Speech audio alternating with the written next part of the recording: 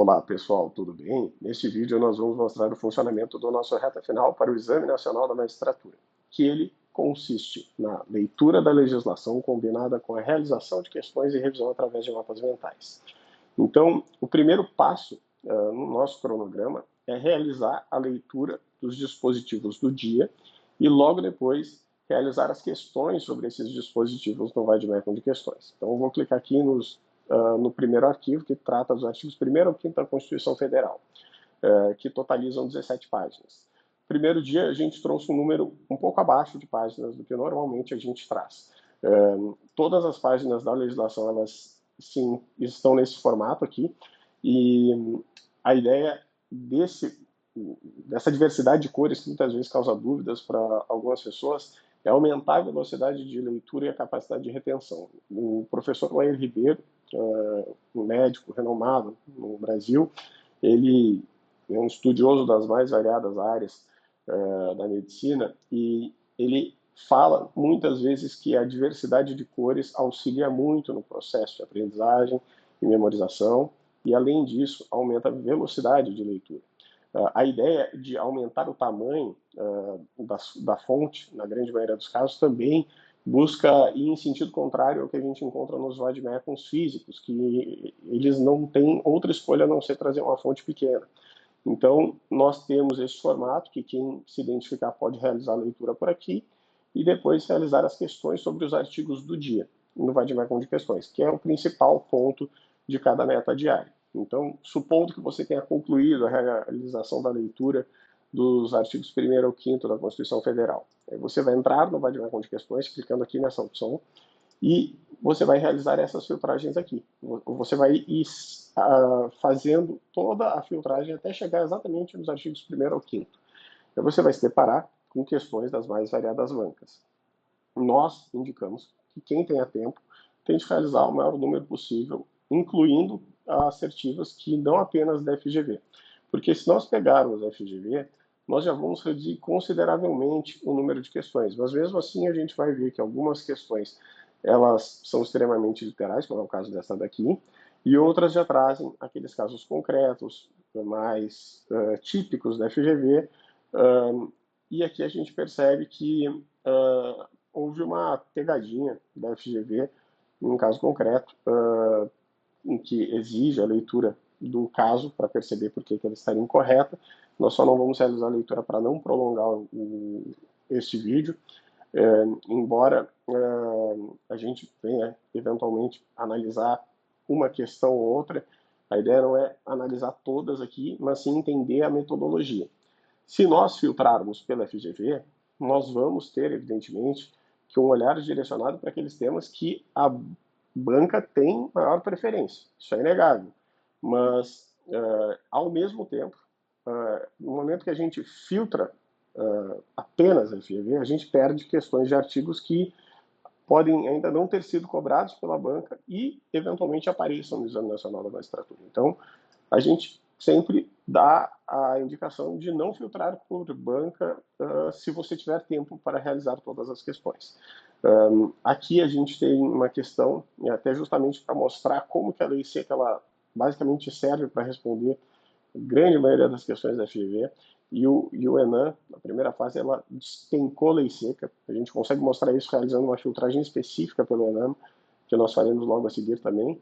Mas aqui a gente tem uma assertiva que traz um caso concreto e a gente só precisa ler a última parte, que fala que a lei é incompatível com a ordem constitucional, pois o caráter laico do Estado impede a assistência religiosa nas prisões. Bom, o artigo 5º, inciso 7, dispõe expressamente de forma contrária. Então, muitas vezes a FGV, quanto mais a gente se familiariza, a gente percebe que não é necessário realizar a leitura de todos os enunciados. Claro que algumas questões elas exigem obrigatoriamente que o candidato passe pelo enunciado, mas não é sempre que isso é necessário. E para mostrar como que o Exame Nacional da Magistratura cobrou bastante lei seca, embora também tenha cobrado julgados, súmulas do STJ, do STF e súmulas vinculantes, a gente tem aqui uma questão bem inteligente, ao meu ver, uma questão um pouquinho mais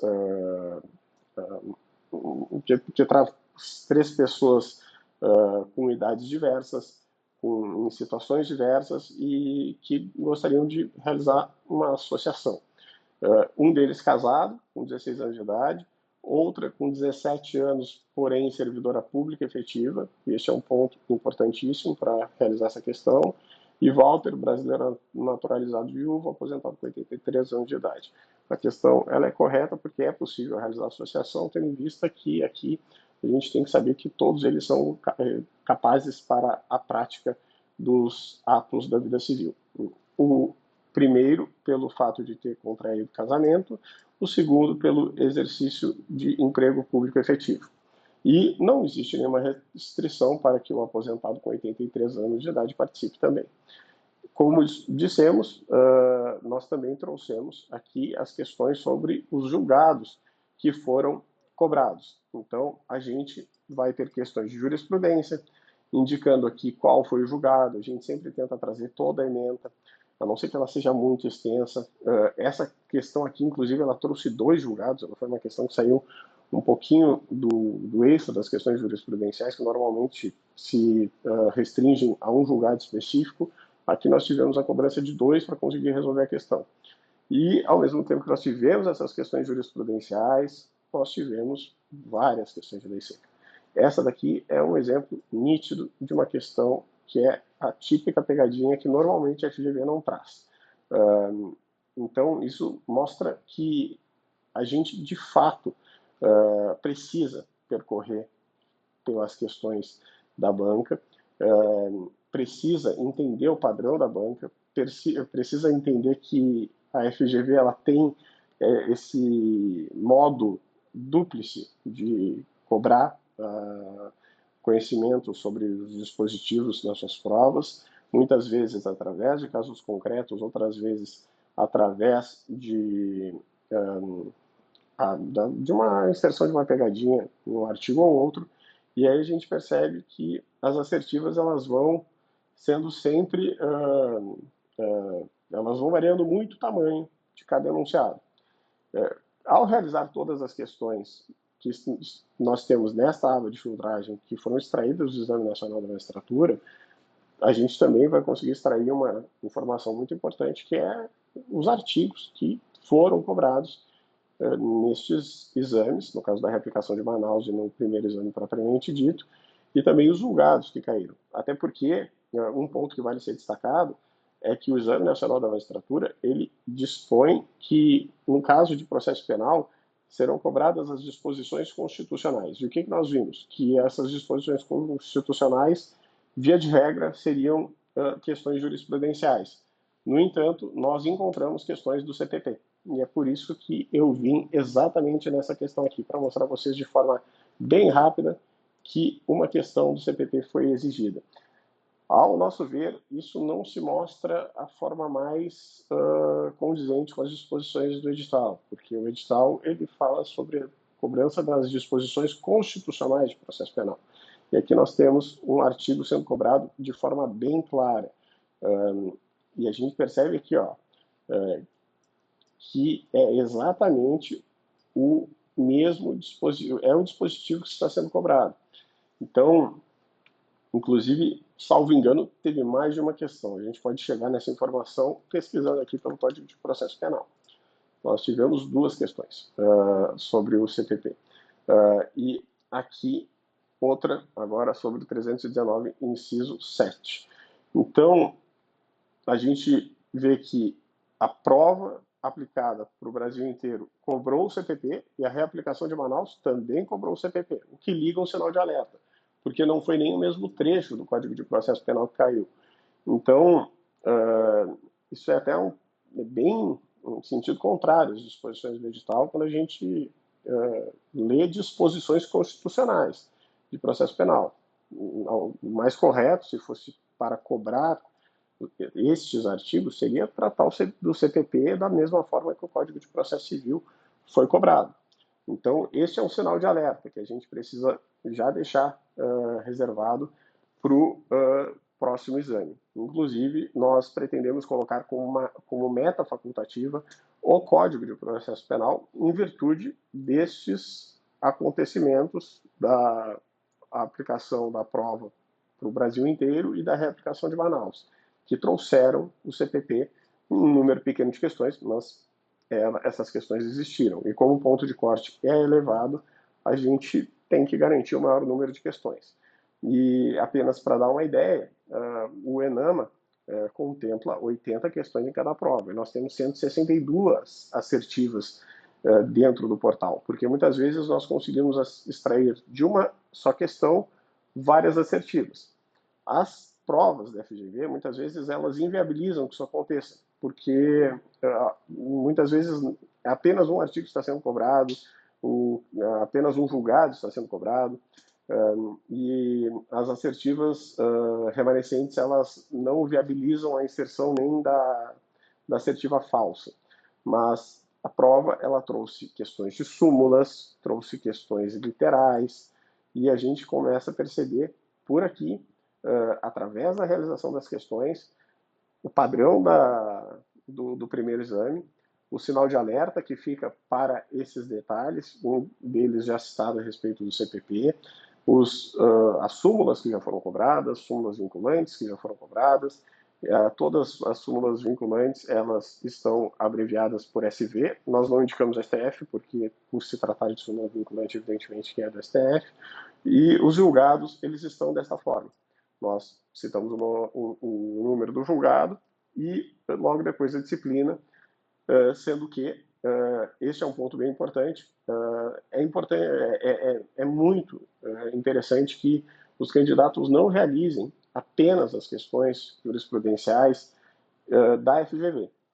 Então, a nossa sugestão é que, ao realizar as questões jurisprudenciais, este filtro aqui seja utilizado e que essas 661 questões que encontram-se dentro da plataforma hoje sejam treinadas, porque as disposições constitucionais, ao nosso ver, de diversas disciplinas, elas podem cair, e elas estariam dentro deste número, de 660 questões. Grande parte dos julgados, eles podem estar dentro dessas 660.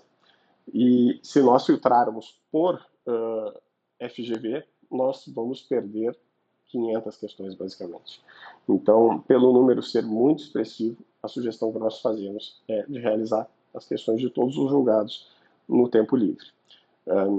E, por fim, supondo que você tenha realizado um dia do cronograma, realizado a leitura dos artigos, e logo depois a realização das questões, vai ficar muito mais fácil de perceber que as bancas, elas não mudam muito se a gente não fizer a filtragem exclusiva da FGV, e que os mapas, eles tratam do artigo para evidenciar aquilo que já foi visto nas questões, que é o próprio teor do dispositivo. A ideia é só trazer isso em um recurso visual um pouquinho diferente.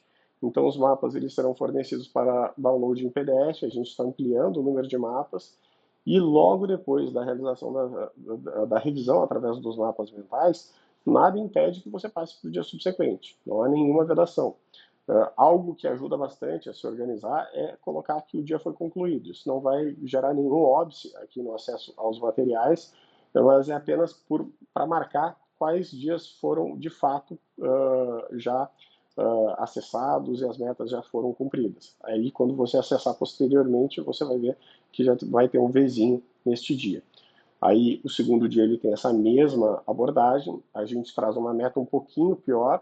Quem olha só para o número de artigos se espanta, porque pensa, olha, o primeiro dia foi dos artigos 1º ao 5º, e no segundo foi do 1º ao 103. Sim, mas o Código Civil, se a gente for analisar, são 103 artigos, que eles, sim, vão ter um número de páginas um pouco maior do que os artigos 1º ao 5º da Constituição, que totaliza, no caso do Código Civil, 37 páginas, e a Constituição Federal do 1º ao 5º, nós temos aproximadamente 20. O número é maior, mas, ao nosso ver, pelo fato do Código Civil ter artigos bem curtinhos, como o 1º, o 2º, o 3º, e outros que nós vemos logo depois, principalmente quando nós chegamos em fundações, associações, as pessoas jurídicas, por uma ressalva do artigo 50, que é um dos mais extensos, essa parte inicial do Código Civil são frases bem curtinhas, a gente não vai precisar do mesmo tempo de estudo de, por exemplo, 37 páginas da Constituição Federal. Então, é por isso que a gente nunca teve nenhum problema em trazer esses 103 artigos do Código Civil para a leitura, e já fica, de novo, esse alerta de que não é que nós estejamos realizando uma meta extremamente desproporcional, é que a gente analisa também esses fatores. Em paralelo ao Código Civil, nós colocamos a LINDB, porque, embora não seja a LIC, a antiga LIC, agora seja a Lei de Introdução às Normas de Direito Brasileiro, algumas das informações iniciais elas são bem importantes, e é interessante que antes do estudo do Código Civil a gente já comece pela LINDB, e até porque até o artigo 20 nós temos disposições que se aplicam e muito para os atos da vida civil, e logo depois nós temos já aquelas disposições mais vinculadas ao direito administrativo. Então, ao longo do cronograma, nós vamos ir percorrendo pelos diplomas que possuem maiores probabilidades de cobrança, e tão logo você conclua a realização das questões e a revisão através dos mapas, passe por cada etapa do cronograma, a escolha por realizar o estudo de um dia a mais, ela fica 100% de acordo com os critérios do próprio candidato. O cronograma atualmente ele contempla 73 dias, mas algumas novas metas vão ser inseridas. Provavelmente a gente não vai exceder 80 dias no reta final pré-edital para o segundo exame. E a gente sempre vai fazendo atualizações justamente para tentar ficar 100% atualizado de acordo com aquilo que nós estamos vendo que está caindo nos exames. Então, logo nós tenhamos o segundo exame, nós faremos algumas modificações no cronograma para deixar ele 100% fidedigno com o que efetivamente vem sendo cobrado. E é justamente por isso que é bem provável que o Código de Processo Penal, embora não tivesse que cair no ENAM, pelo fato de ter essa disposição específica às disposições constitucionais, nós provavelmente vamos trazer como uma meta facultativa após o dia 80 o CPP como uma leitura facultativa e profilática. Gente, eu acredito que isso vai acontecer, que ele vai ser cobrado de forma exaustiva, mas talvez uma questão apareça. Então, a metodologia do cronograma, em tese, seria essa, e nós temos convicção de que, se ele for acompanhado, considerando o padrão da FGV, o curso ele tem totais condições de auxiliar a todos os candidatos que confiarem na nossa proposta a alcançar um excelente resultado no Exame Nacional da Magistratura.